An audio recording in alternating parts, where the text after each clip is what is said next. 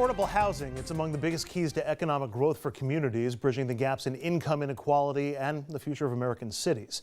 Housing costs, it's been argued, are the biggest reasons people stay or leave cities like New York for points usually south and west. Problem is, especially in expensive cities like New York, the most profitable housing construction is for high-end customers, pricing everyone else out of the market, which is why the city under Mayor de Blasio has pushed something of a novel approach. Allow increased high-end construction if developers also build affordable units. But as the Times and others have pointed out, that's been happening with a catch. High-end buildings with more affordable units included, but lower-end residents must use what's called a poor door, separate entrances only for those who pay less.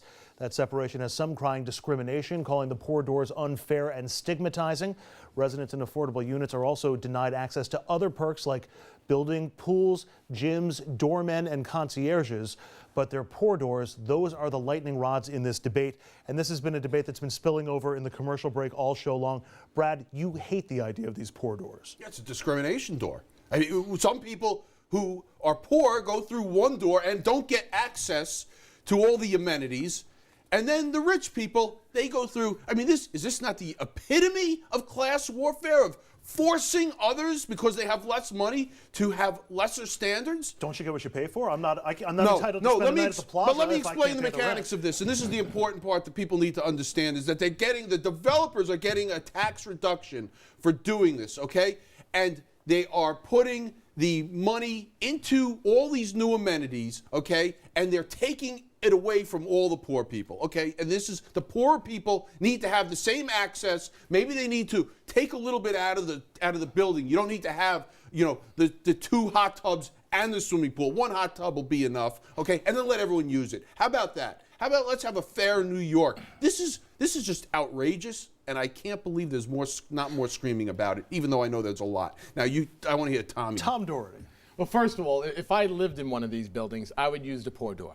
Okay, because in all honesty, you might not be able to go from one part to the other. Well, look, and I don't believe that I would not feel comfortable living in a building where I had fellow New Yorkers going in one entrance and I was going in another entrance. That is a human being. I wouldn't. But I cannot ask a developer or somebody who is paying $13 million for an expensive co-op apartment to say, oh, sure, let's open up the gym, let's have the concierge, etc. I mean, look, there's a financial viability to all of this.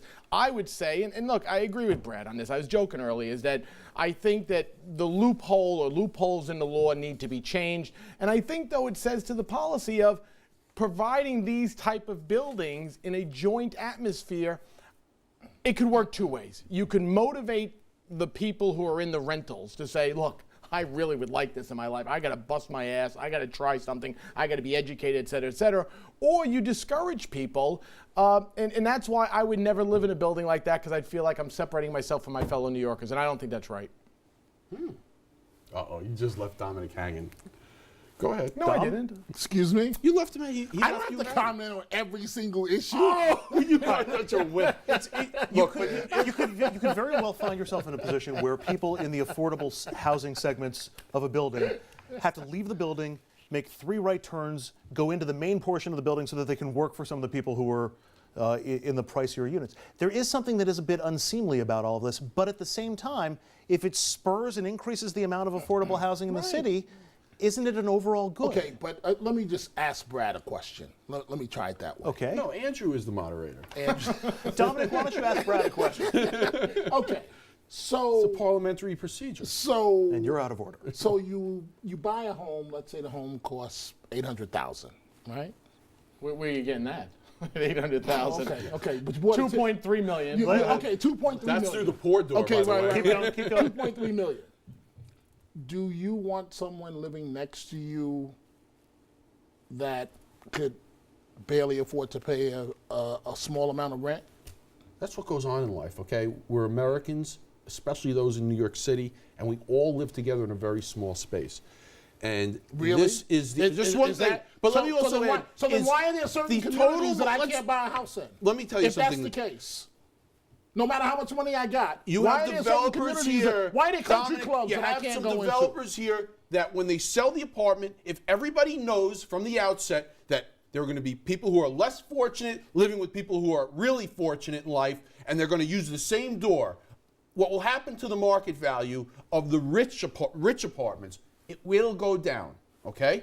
And that's life, okay? And the developer can't make out like a bandit. Let me tell you something. You sound like you'd like Havana, Cuba really well. You know, the one the thing developers are running here's the problem like rats to cheese for this tax abatement that they get. Let's not forget they get a tax abatement. There is a benefit to it. I'm sorry. The theme that I see running through your thing that I disagree with is that you want everybody to be on the same playing field. No, and that's not true. And that doesn't work in America. In America, we need the people who are making $38 billion a year, and we need the people who are making $43,000 a year, and we all want the $43,000 a year to be making the $38 billion a year. If we just level it all off and say, look, no matter how much you make, you get a concierge, you get a driver, you get steak dinners tonight, and you get the Mercedes.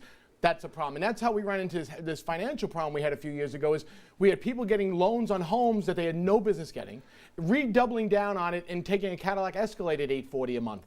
That doesn't work in this country. I don't think everybody's saying that everybody needs to be on the even keel, but I also think Manhattan doesn't work if Manhattan is just people who are billionaires or just people who are multimillionaires. I'm all for We're not talking about all of Manhattan. No, but you're talking about new construction. So maybe a better solution. New construction. Maybe, I mean, let's face it.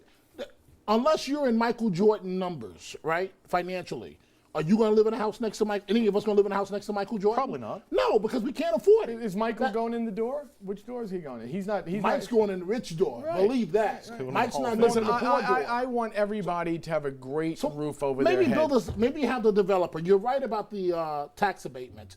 Maybe have him build a separate building with the property, or away from it. That's for affordable housing. It's just not going to work. No, obviously there's some economics to it that makes sense to put it in the same place.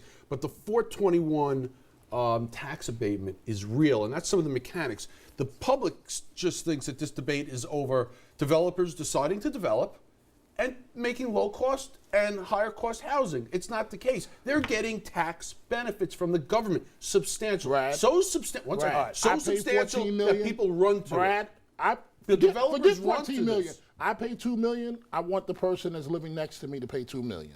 Bottom line. I'm sorry. I'm being honest. We're gonna be sorry about being honest. We're going to take a break. When we come back on RFL Question, what do all of the companies and industries we're about to show you have in common?